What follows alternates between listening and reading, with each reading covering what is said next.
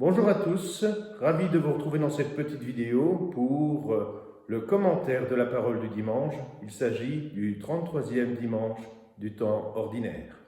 La première lecture est tirée du livre des Proverbes. Ce livre des Proverbes nous fait une description en quelque sorte de la femme parfaite, décrite comme une bonne épouse, travailleuse, bienveillante, généreuse. L'idéal de la femme parfaite est très élevé. Et finalement, on pourrait paraphraser le texte en disant, en cherchant l'homme parfait. Et finalement, on peut s'apercevoir que cette perfection n'est pas facile à atteindre. Alors, quelle est cette perfection? Le texte nous emmène-t-il vers quelque chose d'impossible à réaliser? Ou tout simplement, peut-on considérer une interprétation tout à fait libre en se disant que c'est peut-être l'image de ce que doit être l'Église. L'Église qui doit être travailleuse, qui doit être bonne épouse face à son Seigneur Jésus-Christ et qui doit être plein de compassion et de miséricorde. La deuxième lecture est tirée de la première lettre de Saint Paul apôtre aux Thessaloniciens. Et elle nous décrit en quelque sorte ce que sera le jour du Seigneur qui doit venir comme un voleur, c'est-à-dire à l'improviste, nous surprendre en quelque sorte.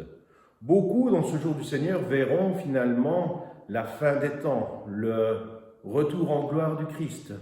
Mais on peut aussi se poser la question de savoir si tout simplement ce n'est pas la rencontre avec lui. Cette rencontre avec lui qui aura lieu le jour de notre décès et qui sera finalement le moment où notre cœur sera pleinement comblé de retrouver l'époux et aussi où son amour sera partiellement comblé de retrouver un à un ses enfants. Alors, doit-il nous surprendre comme un voleur?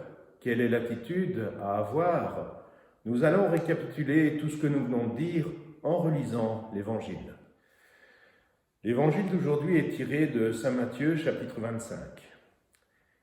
Et nous avons droit à la parabole bien connue du maître qui confie ses biens à ses serviteurs et qui part en voyage. Image du temps dans lequel nous vivons finalement, où le Christ est venu parmi nous et est retourné au ciel.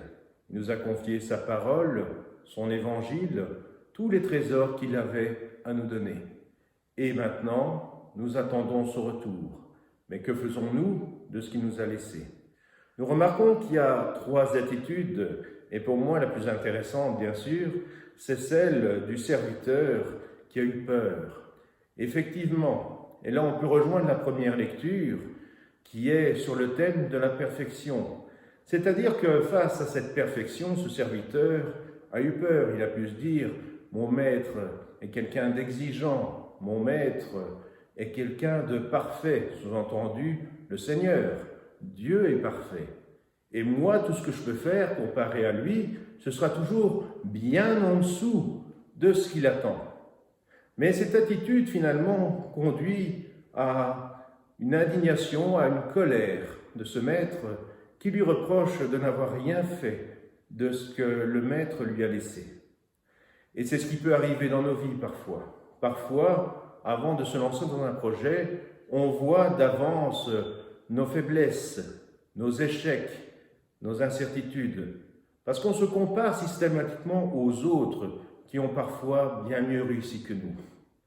Mais nous devons bien nous dire que le Seigneur nous a donné des possibilités qui ne sont pas forcément celles des autres. Les trois serviteurs ont en effet tous reçu quelque chose de différent en fonction de leurs capacités.